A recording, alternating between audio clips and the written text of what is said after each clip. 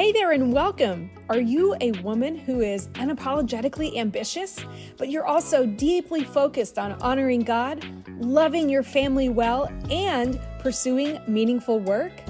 Well, you've come to the right place. My name is Dana Byers, and you and I are going to be fast friends. Let's get started. Before we get started today, I want to share with you a client testimonial. Shannon says, "What makes me so amazing now is my grit and my confidence." Shannon, I could not agree with you more. You are amazing. If you'd like to learn about what it looks like to work with me, go to danabyercoaching.com/getcoached. Well, hello everyone. Welcome back for another episode of Been There, Learned That. This is a podcast where Christian working women, just like me and just like you, explore living with authenticity, things like overcoming people-pleasing, finding purpose in our lives, all sorts of really important things that we care about, but that can be difficult for us to really grasp or connect with because we tend to be so busy or maybe focused on achieving things in the day in and day out of our lives. So I really want to dive into a very powerful concept today, and that is the idea of feeling the victory now.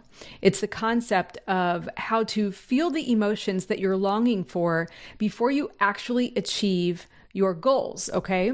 So I know this might sound a little bit vague. We're going to get into some very big specifics here in a moment. I want you to know that we're going to talk about an approach that can actually transform how you pursue your dreams, your desires, your goals, and how it can bring a sense of fulfillment to your life today before you even cross that finish line. Because the fact is, there are a lot of great methods for setting short-term goals, but many of the things that you and I care about, raising our kids well, being in godly marriages if we're married, having healthy lifelong careers, those things probably aren't going to come to pass in the next 6 months, maybe even this next 6 years. Maybe it might be 6 decades. I hope I have 6 more decades at least with my husband in our marriage. So when we think about those long-term things that matter to us, I want to talk about how we can experience the victory and the progress of the things we long for now to help us experience fulfillment before we ever cross that finish line.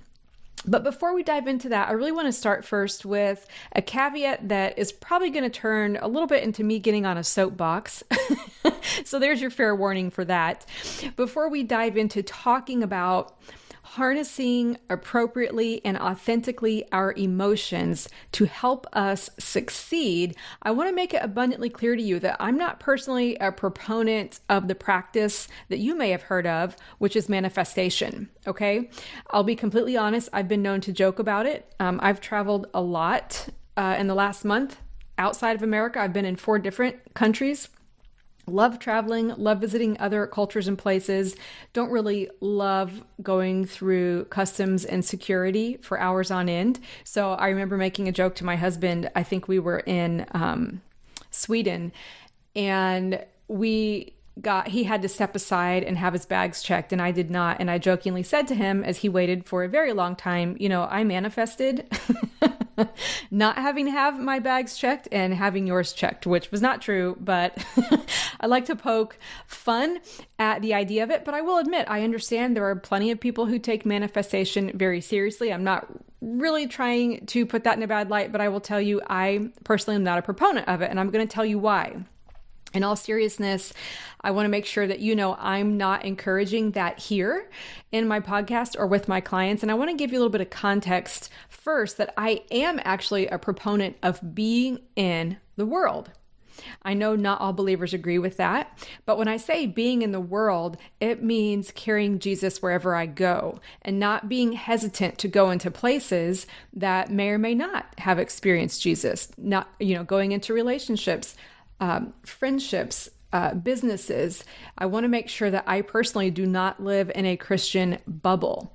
I have friends and acquaintances in many circles of life, and I have heard and seen a lot of things, to be really frank with you.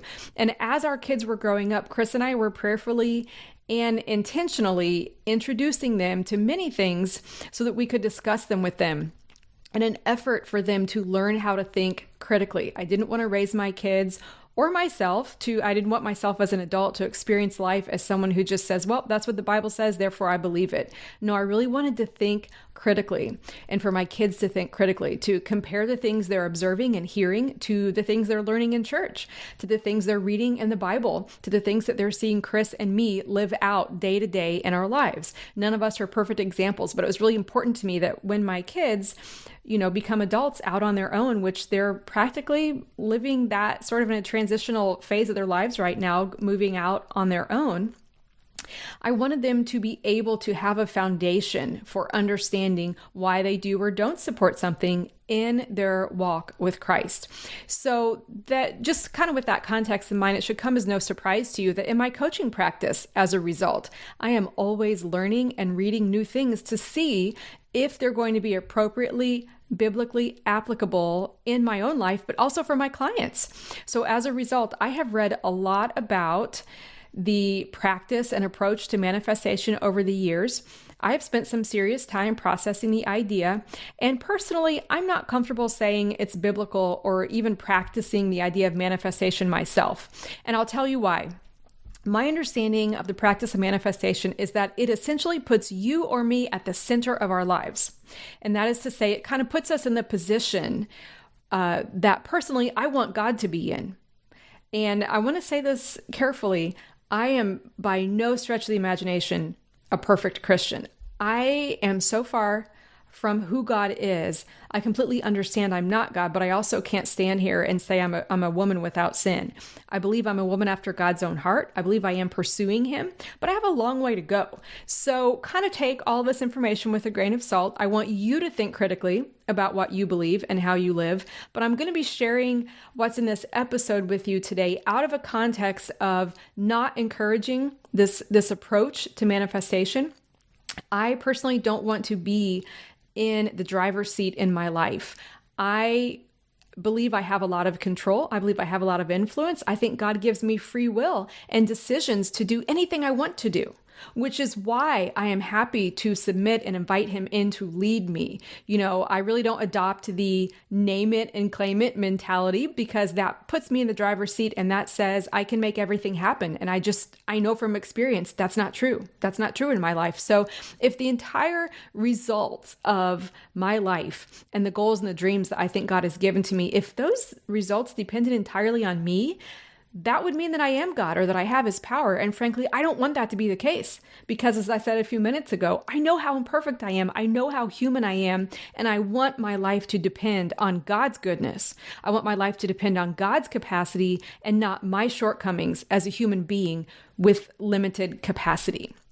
So all that to say, I do love and have personally adopted an approach to goal setting, an approach to living out the dreams that I think God has given me, that I believe is along the lines of what I want to discuss today.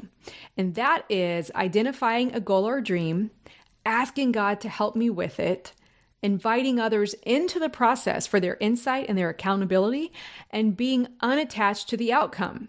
That is remaining as best I can neutral. So that means, my life isn't going to be awful if it doesn't come to pass, and my life isn't going to be the best thing ever if it does come to pass. I'm not dependent on the outcome. I'm dependent on Christ, but also on the commitment I have to moving towards that and who I will become in the process. So for example, I really want my business, Dana Byers Coaching, to succeed. I am taking the actions that are available to me right now to move it forward.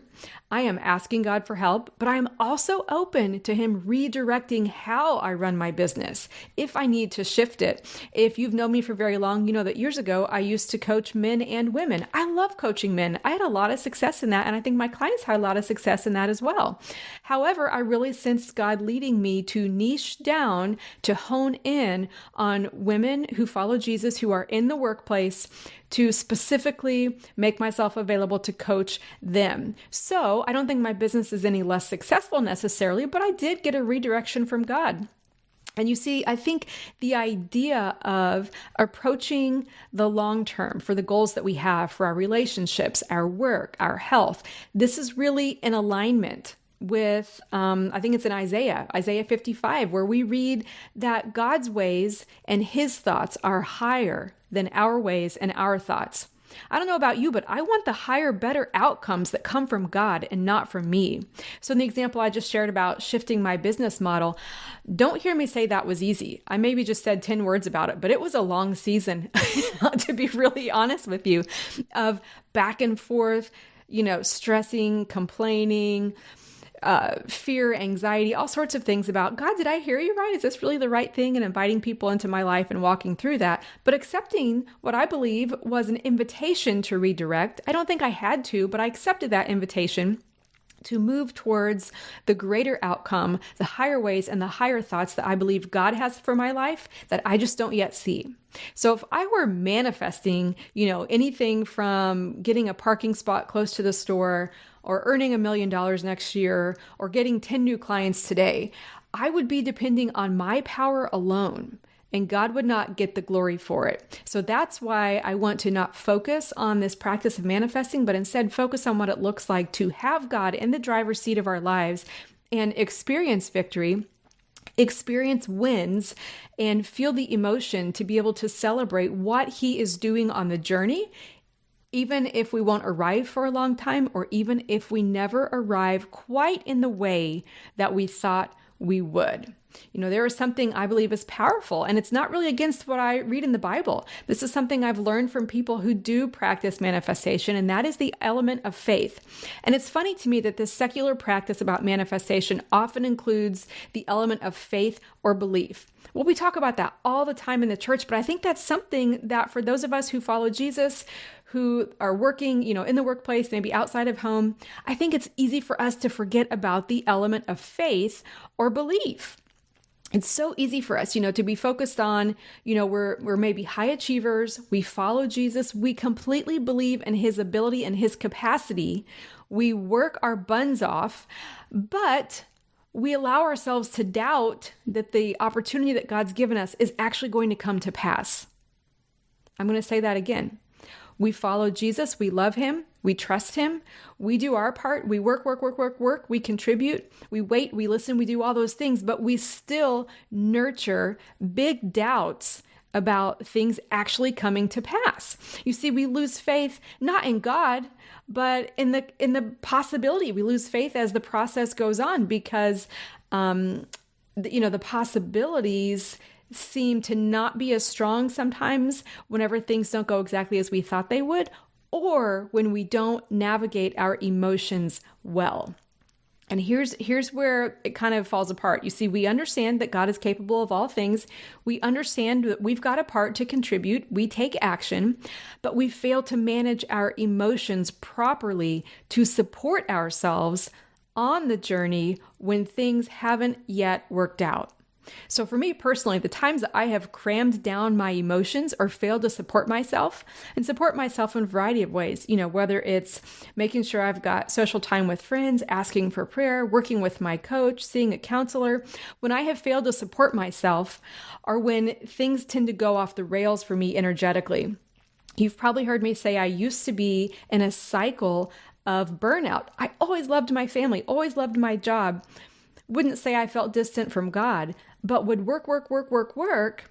And I was kind of working against myself. My own doubts and beliefs that things really weren't going to work out would get in the way. It was like, the idea of building a house all day long and then tearing it down overnight. I would experience so much frustration because I would start over and over again with some of my goals or relationships.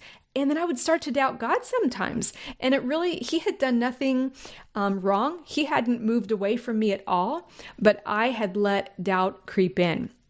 I think doubt is an emotion that we are allowed to feel And it's one that we don't want to shove down. It's one we want to fully acknowledge and look in the face and really confess that we're feeling that way and be able to, instead of kind of pushing our emotions under the rug or cramming them down, instead support ourselves, encourage ourselves in the Lord, get the habits built into our lives that help us keep going for the long term, because I would begin burning out because I didn't see results. And sometimes I would become controlling about my circumstances or desperate. Who knew how I would respond, right? It would kind of vary based upon the day. And it makes me think of in Proverbs 13:12, I love this verse. We read that hope deferred makes the heart sick, but a longing fulfilled is like a tree of life. So if we defer our hope, that means we put it off. We delay it. So we're like, you know what, God, I'm not going to have hope. I'm not going to feel encouraged about this thing, this opportunity, until it happens. Think about that. That seems a little bit ludicrous. That would be like, okay, here's an example. Let's say you're in love. You've met the person you're going to marry, and you aren't married yet. You're engaged. You're like, you know what? I'm not going to enjoy this relationship until we're married. That's putting off hope. That's not allowing yourself to enjoy things as they are right now. You aren't yet married and you want to be married, but between now and then, you can also enjoy that relationship and experience God and love your partner and have all of these beautiful things happen in your life, even though you aren't yet where you want to be. We tend to cut ourselves off. Like it says in the passage here in Proverbs, a longing fulfilled is like a tree of life. We say, you know what, I have longing for things, but they aren't fulfilled. So I'm just going to delay my hope that it's going to work out until I see evidence. So that's, when the going gets tough. And when the going gets tough and we say, I'm not sure I'm going to allow myself vulnerably to hope or to have belief in this thing, you know what we do? We decide, you know what, I'm just going to work harder or I'm going to quit. But instead of forcing ourselves to work harder or instead of quitting, we could instead shift and lean into our faith so that we do not put off our hope. You see what I'm saying is you don't have to wait to be fulfilled. I believe that in Jesus, you and I can experience fulfillment while we wait for the dream to come true or the goal to be reached. And this is such a biblical thought if you think about it. Think about your personal faith journey with Christ, whether you recently committed your life to him or if you've been following him for decades. Think of it this way. You are a woman after God's own heart, and you are becoming a woman after God's own heart, right? We aren't perfect, but we are being made whole as we are in relationship with him. We know that someday we will be completely healed, full, and whole when we are reunited with Jesus. And that day, we don't know when it's going to come, but we don't have to put off our hope in who he is and what he's done for us until it's fulfilled. We can experience the joy of our salvation today. That's why I'm saying you don't have to wait to be fulfilled. And if you can take that understanding of that principle and apply it to the things that you are moving towards in your life, the opportunities that God has given you, it's going to allow you to exhale, friend. It's going to allow you to exhale. Yes, we want to take these things seriously, but we don't have to take ourselves so seriously. God is in the driver's seat.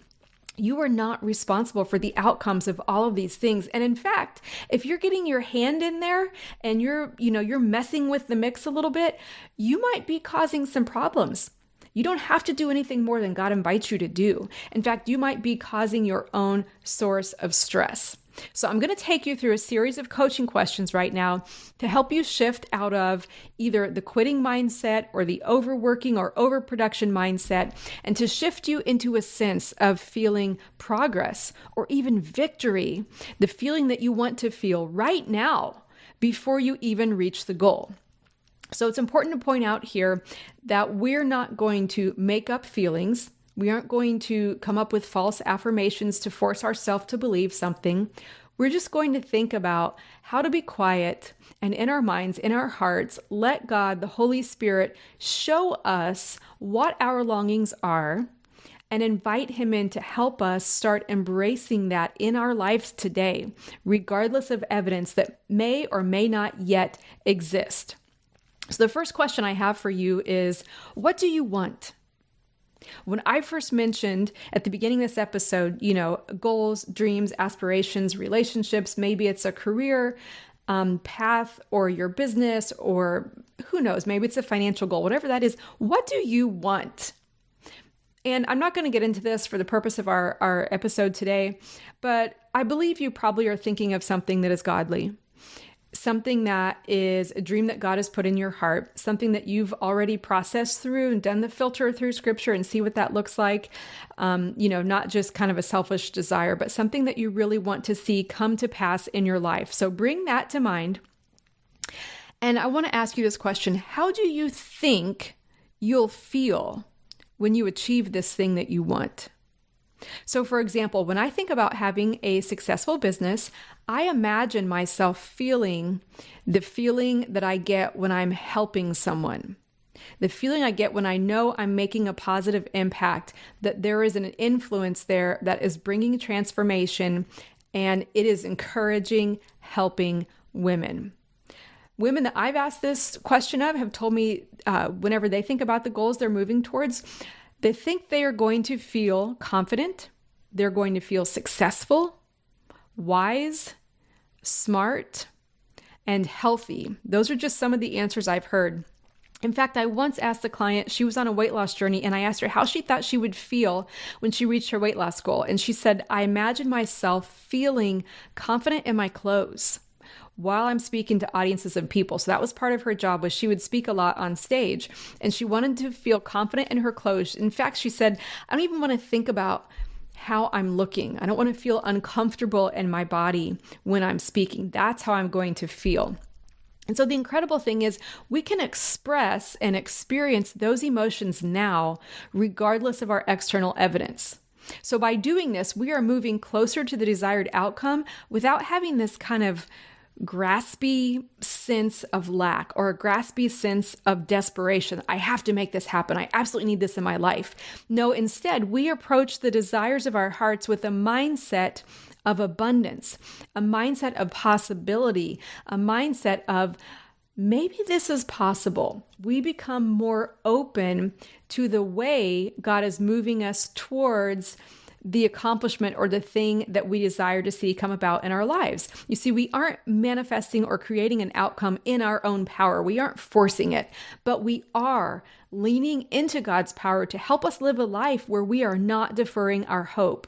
So the example of the client I mentioned earlier, we talked about what it would look like for her the next time she was on stage in front of people to feel confident in her clothes and what she was wearing, and to think less about how she appeared, regardless of her weight on that day. You see, we're trusting that there is plenty to go around. There's plenty of possibility around us. We trust that we can experience life with a deep sense of abundance instead of fear that we're going to be the one left out, fear that we're going to be the one who is lacking what we desire, fear that we're going to be the first person who God did not deliver for.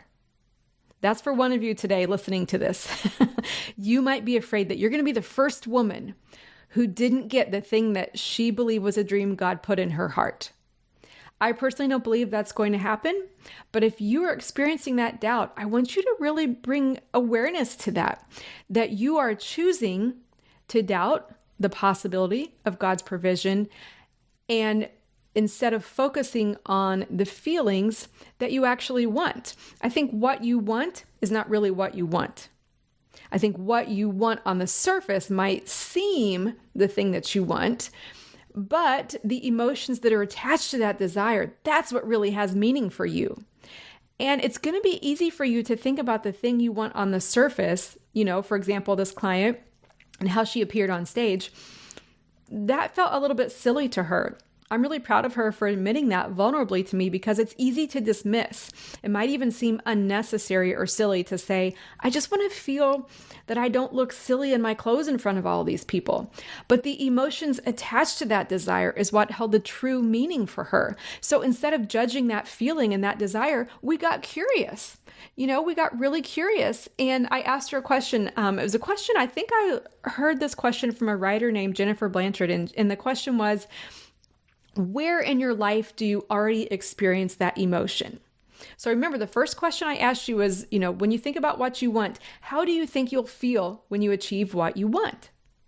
And then the second question is, where in your life do you already experience that emotion? When I asked my client that, she said, you know what? I never think about how I look when I'm hanging out with my family. I just don't think about it. It's not a problem for me. And I said, okay. So we've already identified very quickly that there is an area in your life where you experience that emotion that you're longing to experience elsewhere. So how can you increase your experience of that emotion in your life?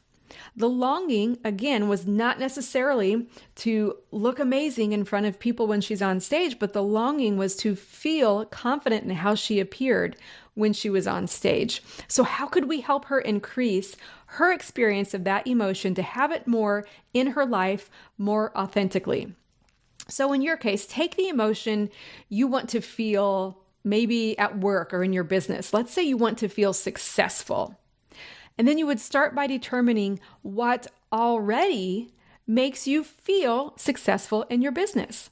Maybe it's the testimonials from the women that you've helped, notes or cards you've received, emails, or maybe if you're in an industry where you earn certifications or awards for a specific milestone, those are things that you have personally attributed to contributing to the sense of success that you're feeling at work or in your business.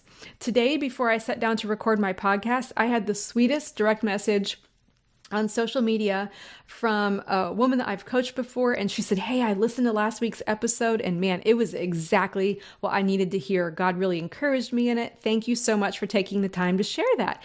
That is something that contributes to the sense of success I have in my work. And it has absolutely nothing to do with a dollar sign. It has absolutely nothing to do with a title.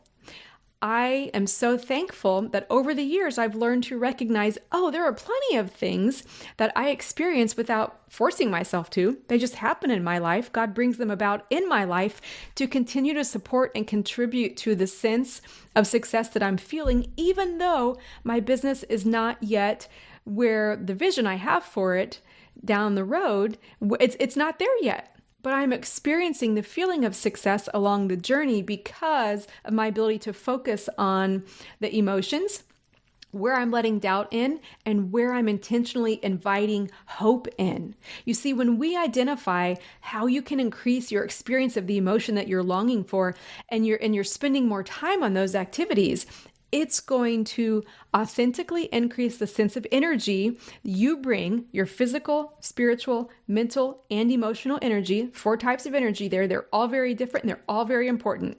If you're feeling drained today, you need to let yourself know, which area am I drained in? Physical, spiritual, mental, or emotional, okay? So I want you to spend time on the activities where you naturally and easily increase your experience of the emotion that you're longing for.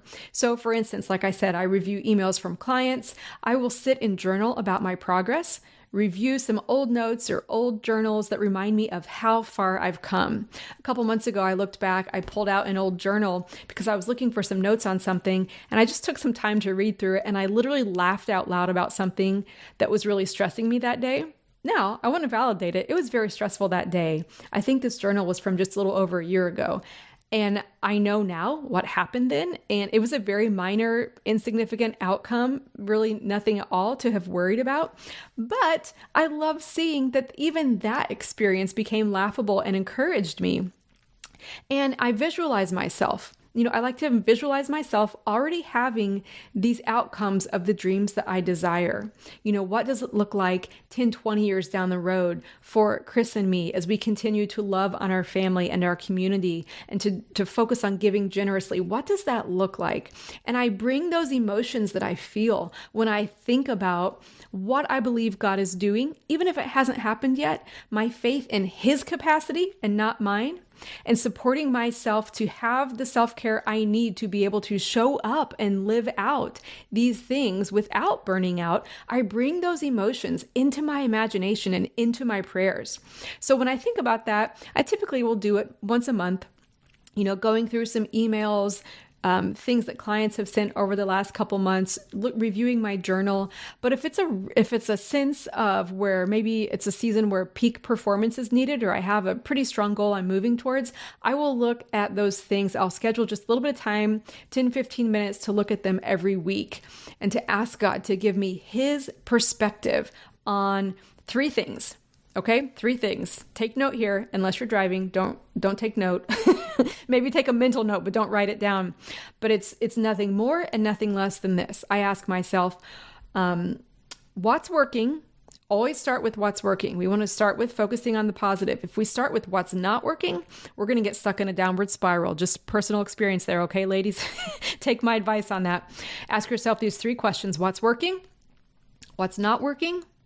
What might I do differently? And that's where we invite God into that. God, is there something, a different approach I could take to this? I'm happy to stay the course, but if you want to give me a new perspective, I am open to it. Okay. So I started talking a little bit about visualization. I want to get back on track with that and talk about visualization is very powerful. Okay. Visualization is using the brains that God gave us, which are massive supercomputers, using them to our advantage. I want you to picture yourself already successful. Picture yourself doing the thing that you are moving towards. Imagine the finish line. Feel the emotions that you long to experience. And, whenever we doubt, we shut off, almost like a valve. We shut off those feelings as a protective mechanism. We don't want to let ourselves hope too much, right? Don't want to be silly or foolish. Don't want to be too vulnerable and say what we would love to see come about. Because if it doesn't come about, then we look stupid, right? Well, actually we don't, but we tell ourselves that we do. So if you acknowledge how far you've come and you consider the possibility that you're closer than you think, you can start feeling authentically those emotions today. So for example, on my 33rd birthday, I ran a half marathon with some girlfriends for the church. And what was incredible to me was I knew I was going to finish the race once I started it. Now, finish the race can be a lot of definitions, right? I mean, if I'd had an injury or something else, I guess I would have finished, but I imagine myself crossing that finish line. Every mile was a celebration, and I was having fun with friends, which made it much more doable.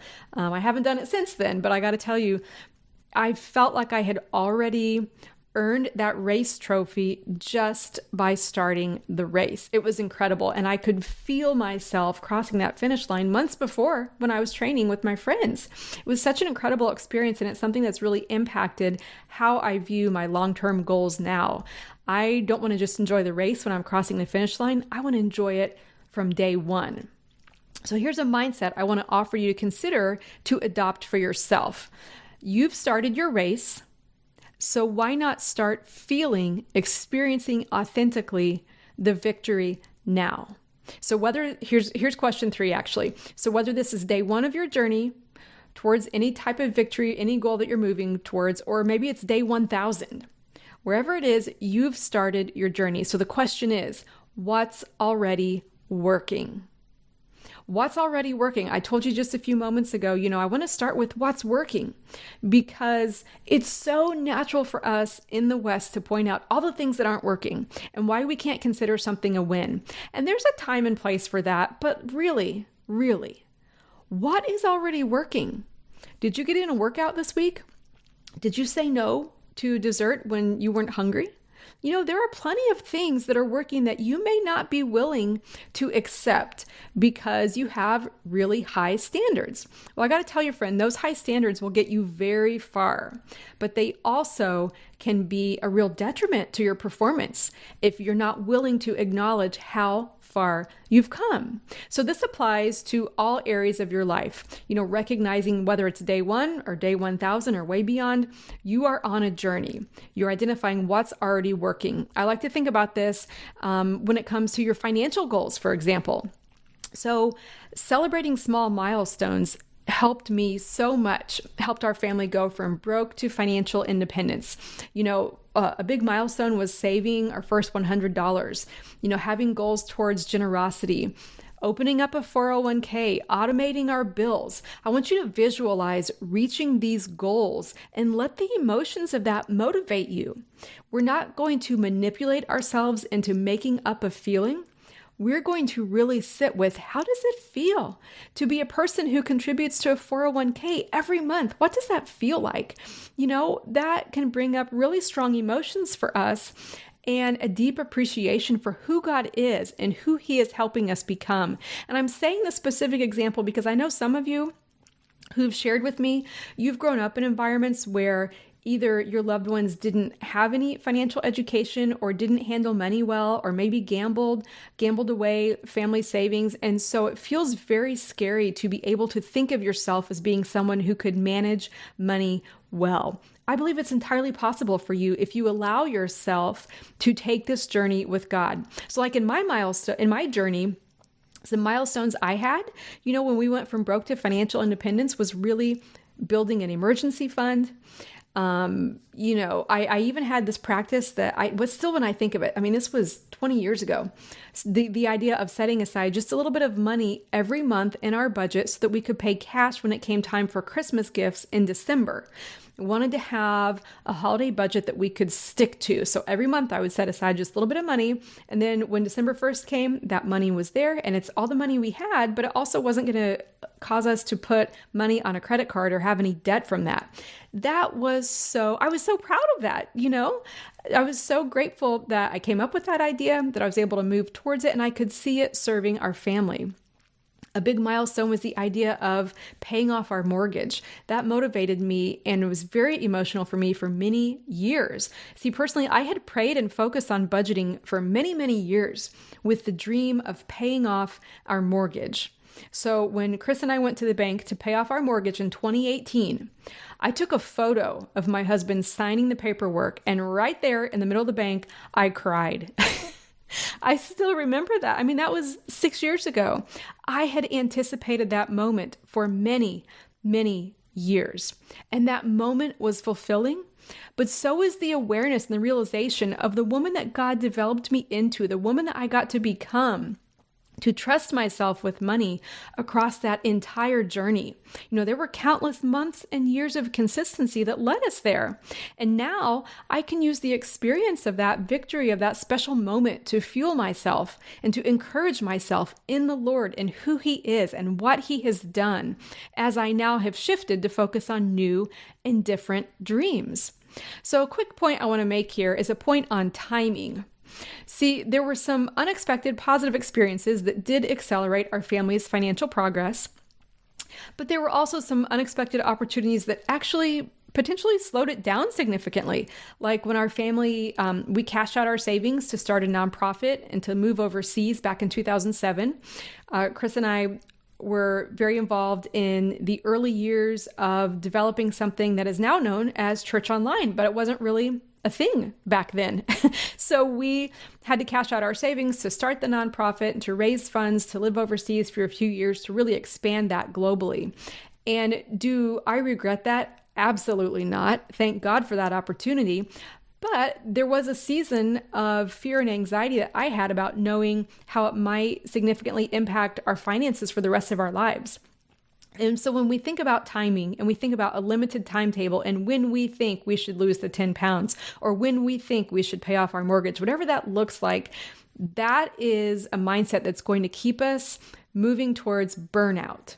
We're going to try to work harder to control things. We're going to doubt more, and we are not going to stay as close to God as we could if we let our limiting beliefs about our timetables and the human timetables step into our goals. You see, we cannot control the timeline, but we can manage our obedience and our emotions.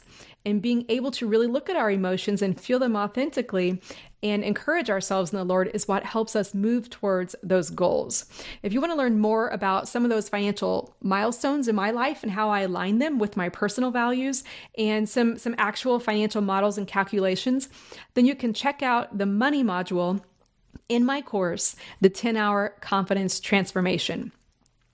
Okay, so now I want to get more back into the idea of our mindset, our prayer, and how we are able to not manipulate emotions, but really recognize them in our lives. See, sometimes we're so busy, we don't allow ourselves to feel our emotions. So I want to talk to you a little bit about the idea of meditative prayer and how meditative prayer can expand your life. It can help you experience what you're dreaming of.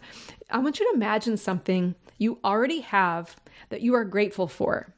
Maybe it's your apartment. It could be your family, your dog, your job, whatever it is, I want you to think of the, wow, God, you did that in my life.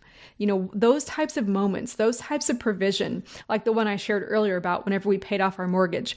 I want you to start with the gratitude you feel as you bring to mind those moments, as you bring to mind God's provision. And I'm not just talking about money, I'm talking about relationships, all sorts of things.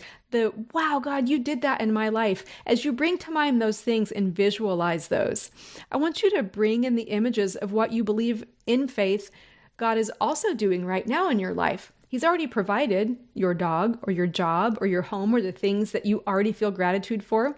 But you also have a sense, a spiritual intuition from the Holy Spirit that He is bringing something else into your life. It could be this health goal. It could be, expanding whatever it is you're getting to do at work or a relationship. And I think it's important to pair what we've already seen God do with gratitude and praying and praising Him for that, but also letting the meditative prayer of, God, this is the desire of my heart. I'm revealing to you what I see, what I envision and imagine, and I'm thanking you for what you are already doing. I don't understand your timetable. I don't know everything that's happening behind the scenes, but I genuinely praise you for your plan. Well, why is this important? Well, as I mentioned earlier, a lot of us have faith in God, but we can't imagine these things happening yet because we haven't seen them. So if we use the brains He gave us to envision a possibility, instead of struggling to imagine being promoted to a role, or instead of struggling to imagine maintaining a tidy home, or struggling to imagine being a woman who exercises regularly, we struggle with that because we haven't done it before. We haven't seen it in reality. And our brains get really rational and practical when we start to dream and encourage, and encourage us. Our brains encourage us to keep things realistic. Don't get too vulnerable. Don't share your dreams. And we forget that hope deferred, hope put off, makes our heart sick. So we can spend so much time prayerfully imagining and asking God to help us dream instead of putting off our hope and making our heart sick. So what I'm saying here is God's given you a brain. It's going to tell you to be realistic all the time so that you don't get hurt or embarrassed. I'm asking you to consider using your brain to visualize and connect with God so that you're able to stay the course in the direction that He's leading you. So as I've worked on this approach on how to identify how I would like to feel and finding targeted ways to support myself to achieve those goals without burning out, it has given me the mental, emotional, spiritual, and physical energy to stay the race in my business, in relationships, in my own health journey. So today, when I use this type of meditative prayer, when I'm in conversation with God, one of the things I envision is what's ahead for Dana Byers Coaching. That includes visualizing a community of women, all of us supporting each other, living our lives to the full, bringing accountability, breaking free from financial and emotional constraints. I see myself leading small groups of women through transformational coaching sessions, speaking to women, whether it's at a conference, on a small stage, on a big stage, doesn't matter to me, just speaking to women who want to know God better and supporting my clients in their goals. I visualize the joy of celebrating their successes. This keeps me motivated. The thought of showing up for women and watching them show up for themselves. So by imagining these scenarios, I feel the emotions that I long for to happen someday when all those things happen, but I can experience those authentically now. This fuels my journey. I want you to start giving yourself permission to feel the victory now as you move towards the finish line of the dreams that God has placed on your heart. Friend, I know you are entirely capable of this. If you want help, reach out and I would love to be part of your journey. Thank you so much for joining me today. Remember, you can start experiencing the feelings of accomplishment and success that you long for now by inviting God into your journey, leaning on Him, keeping Him in the driver's seat and not letting doubt creep in. If you want to dive deeper into these concepts, check out my course, The 10-Hour Confidence Transformation. Until next time, keep moving forward with a heart full of gratitude and a mind full of possibilities for all that God can do in your life. Are you a Christian working woman who is looking to boost your confidence and transform your life? Well, I have got just the thing for you.